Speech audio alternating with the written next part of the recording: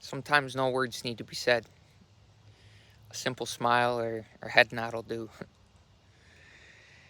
But as I sit here, I want to share something with you. I didn't really plan on making the video. I happen to have the phone with me because I'm waiting on my car to be worked on. Hopefully it doesn't break the bank because, you know, there's a lot of stuff wrong with it, so to say. It's missing a bumper. Something wrong with the muffler. Got a ticket for that. A guy the other day told me, you know, it's kind of a cool factor. Gets to a certain point, you know, it looks like it came from the junkyard, but it's still drivable. And I'm riding around smiling and waving to people. You know, not even conscious of the car I'm driving, really. Or even the body. Just simply sit here and be as I am, as we are. You know, the order of operations is important. We're human beings. That comes first. Being comes first. Then doing. And then having. But when we try to reverse the order, our internal world gets out of order, gets in chaos. Might lead to emotional or psychological or physical problems. Trying to start with having. We gotta start with being. Then we can work on action and doing. And every action can be a meditation. And then that will eventually lead to having. Beautiful things will come from that. We don't necessarily even really have to try to seek it. It happens naturally. God's got our back. Mother Nature's got our back. If God so clothes the grass of the field, will he not also clothe you, O ye of little faith? Of course he will.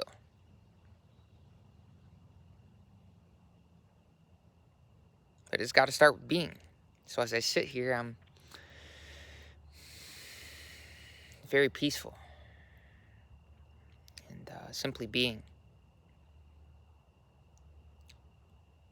Wasn't really thinking, although the thought arose to make a video because of the state I'm in, and I want to share it. And I was thinking about thoughts. That's one of the beautiful things about being a human, right? We want to understand things in terms of evolution. There was a point in human history where neocortex wasn't developed. We didn't necessarily do a whole lot of thinking. Nowadays, though, seems to be in the exact opposite end of the spectrum. A lot of people are doing too much thinking, overthinking. So you want to find a proper balance. Like I said in the last video, you want the feminine and masculine forces to be operating at full force and in proper balance. That's an essential point. So I repeat this.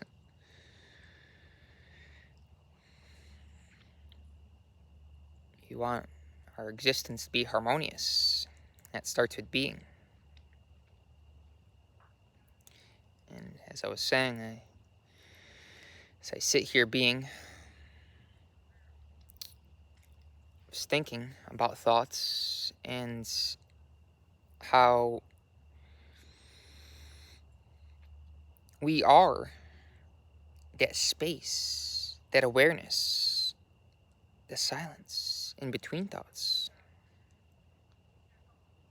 We are that beingness, that simple existence, which is a sense of groundedness, and at the same time transcendence, and abundance, internal, natural, energetic abundance, and bliss. It's pure consciousness. We can ascribe it words, we can name it and label it. But it's really in that space of not naming and not labeling,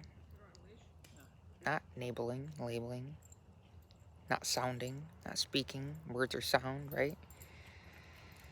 As the guy walks by me now.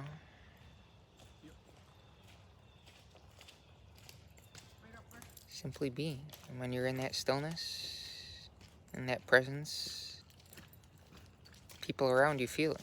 Whether it's conscious or not. The deeper part of them knows and is attracted by that. It's a deeper part of our intelligence. We could say it's ancient and primitive, but it's always with us, that deeper aspect of us. We can tune into that through different practice. We don't even have to call it a practice. I don't have to call it meditation as I sit here simply being. Because there's no labeling. It's pure attention. Before our attention grabs the thought, identifies with it, we can realize we're that simple awareness, or in a sense, emptiness in between the thoughts. But that emptiness is really a fullness. It's not an emptiness like a sense of lack, but it's a abundance sort of emptiness, a nothingness, an infinite, eternal stillness, which we all have access, because we are. That's our identity, eternally.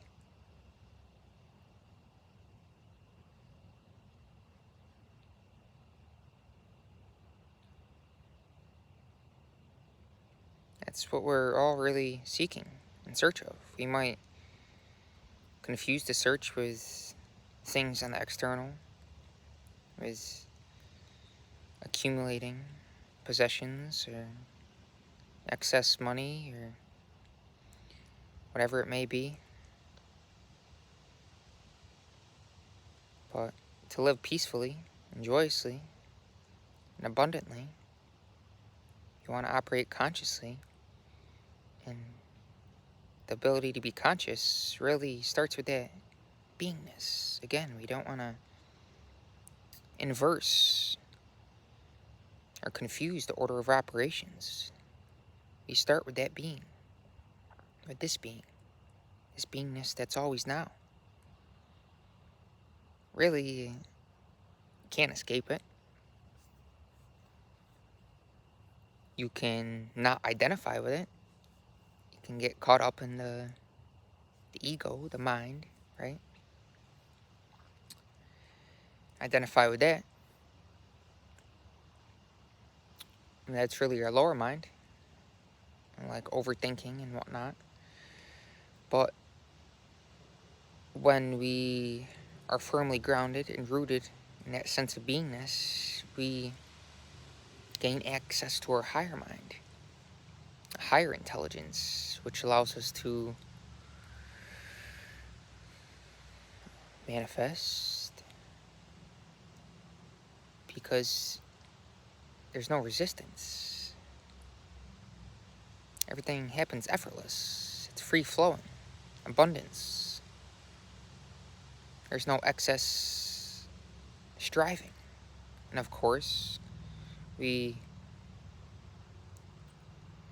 may do a lot of striving to come full circle, to come again as a child, to get back to that place of beingness that we once knew as a child, that we still know now. It's always with us. We just may have gotten lost temporarily.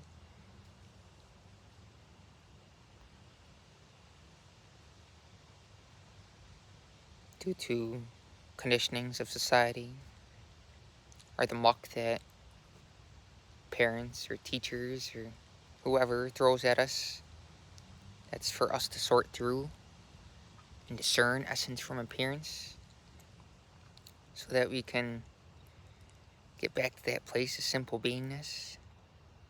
It's nothing to attain. We don't have to seek it, because we already are it. We already are pure consciousness. But it may have gotten temporarily polluted, and hence we want to go through the process of purification of the mind, and purification of the body. Certain practices like fasting, semen retention, that'll purify a whole body-mind complex. The body and mind can't be separated. There's no separation, not only in existence, but in everything around us, but also within us, within and out, within and without. There's no fundamental difference. And you'll realize this when you're in that space of beingness, wherever you are, whatever the stimulus. Could even be chaos. And there's still that sense of eternal stillness. No matter the noise, no matter the matter, no matter whatever, no matter the words, no matter the label, no matter the name. What we can call God, the name of God's very powerful. It's always with us. There's no difference between the name of God and God himself. So words are at the same time very powerful, because they're an expression of that self-same essence, of the consciousness which arises from the unmanifest into existence as vibratory creation, as sound, as this right now emanation, a tangible representation of that which is below the surface. It's the Wizard of Oz, behind the screens, behind the five-sensory 3D reality. It's the fundamental reality, reality with the big R, self with the big S. The worldly reality could be reality with a small r. And we, us, navigating this, ourselves with a small s, personal selves, are enjoying and loving and being part of this wonderful, tangible, five-sensory dream on the screen of space. But we don't want to confuse that as our fundamental identity. Because again, we're that pure beingness.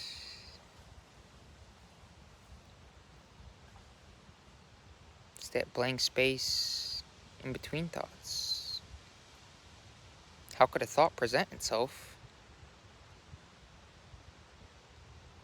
if there wasn't silence? How could there be sound? There was no background. Silence. That's why it's good to slow down. That's why it's good to get out. Take a walk in the woods. Maybe your intention is to get out, get some fresh air, walk barefoot on the ground, connect with the Mother Earth, root chakra, connect with the air element, the trees all around. Maybe it's a fast-paced walk, workout. So you're embodying also the fire energy, the solar plexus, that element. And maybe you took a drink of water before you went out. So there's that element involved as well.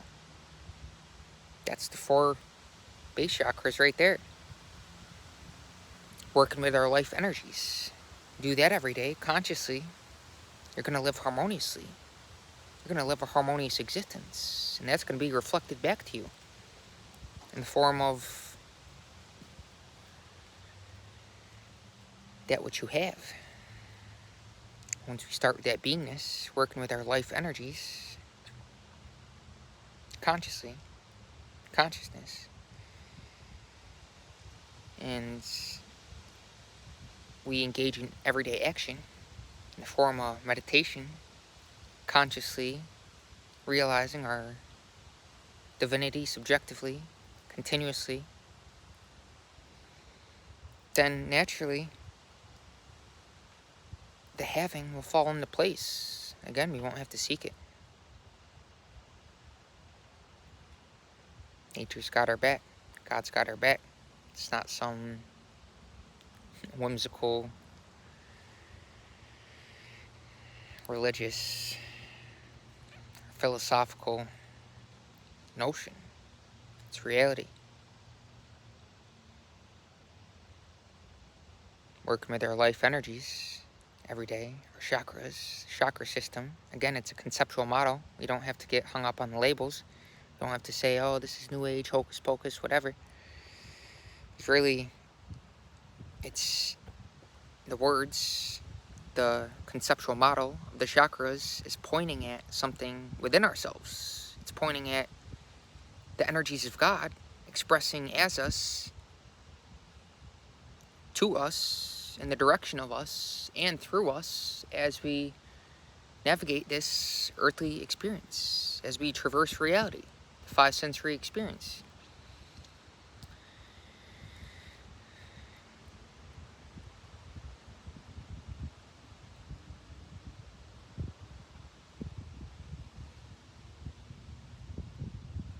It all starts with silence. It starts with beingness.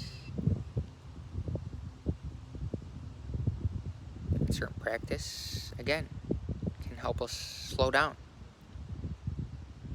Meditation, fasting, semen retention. Those are the three that I'm going to keep mentioning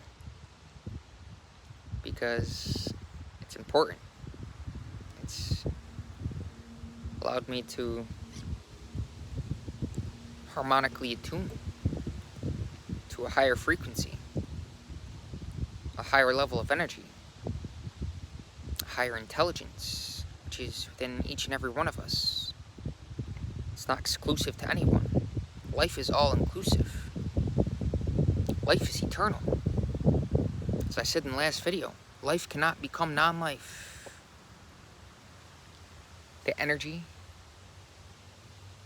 that is us was from the beginning. There is no beginning. There is no ending. It's eternal.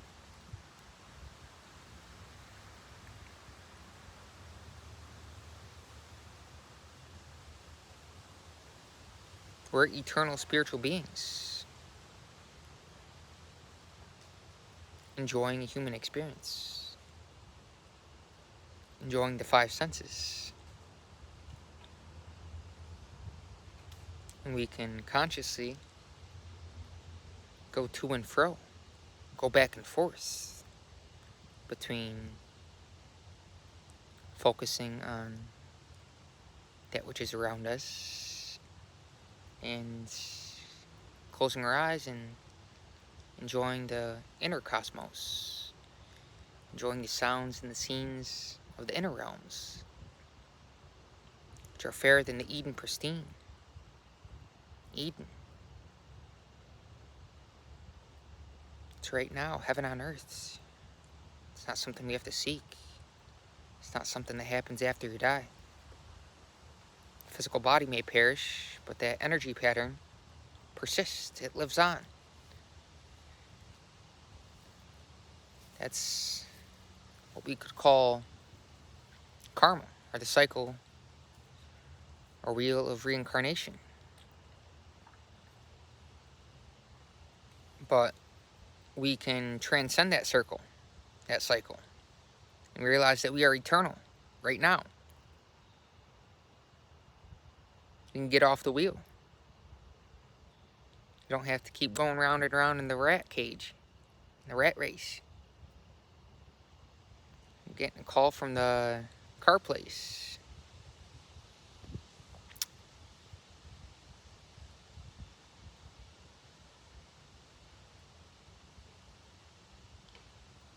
Anyways, yeah, as I sit here, I just happen to have the phone on me. Most of the times I go out in the woods, not with the intention of being on the phone, so I don't bring it with me. I happen to have it with me today, and I'm glad I did, because, yeah, this has been wanting to come out for a while.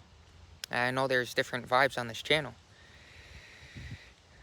I really kind of make them spontaneously. A few of them are planned recently. You know, most of the short videos are planned, but I go based mostly on feeling, operating very much from the feminine, which is that sense of beingness and being in the present.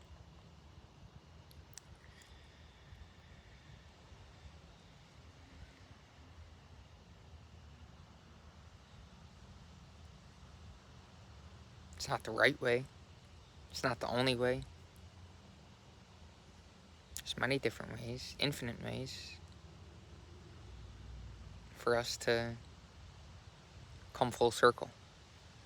Come full circle by transcending the circle, by transcending the cycle of time, of anticipation of the future, or dwelling upon the past, or thinking that we're this or that, because we're right now.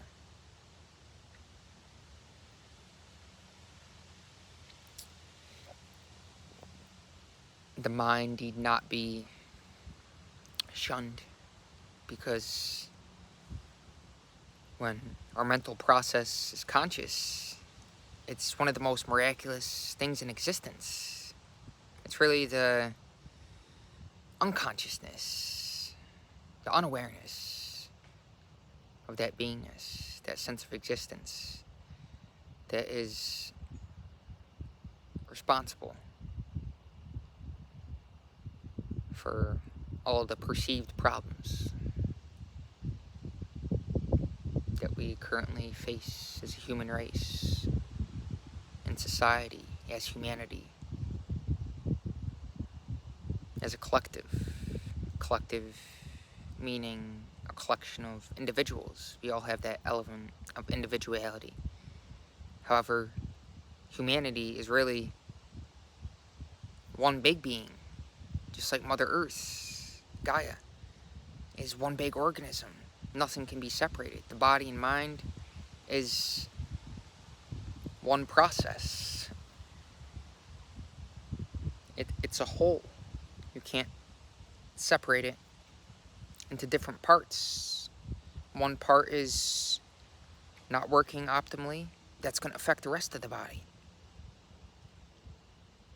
One part of the car is not working well, you know, still may be drivable, but it's going to affect the rest of the car, especially over time, if we don't address that.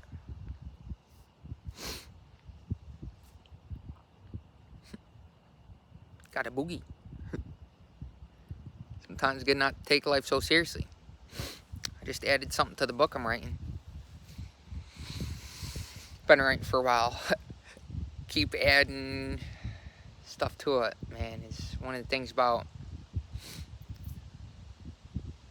being an artist, we could say. I don't consider myself an artist. There's the one artist that I allow to express through me.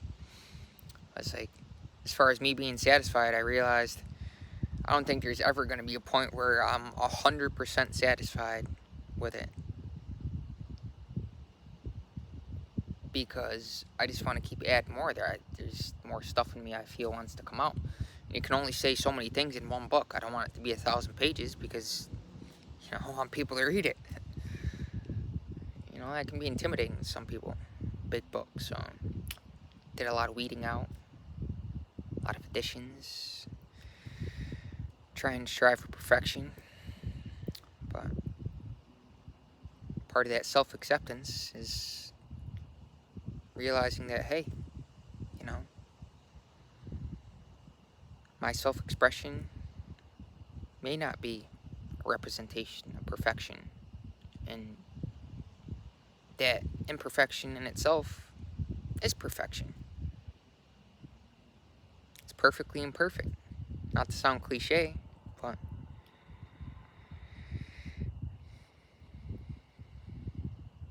everything you say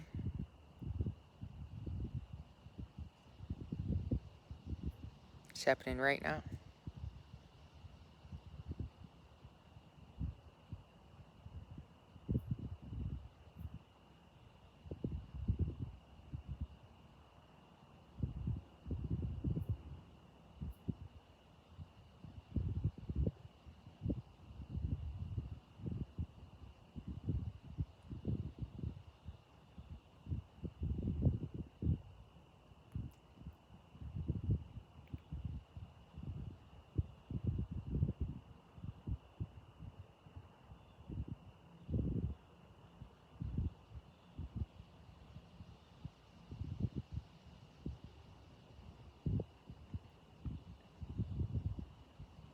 God bless.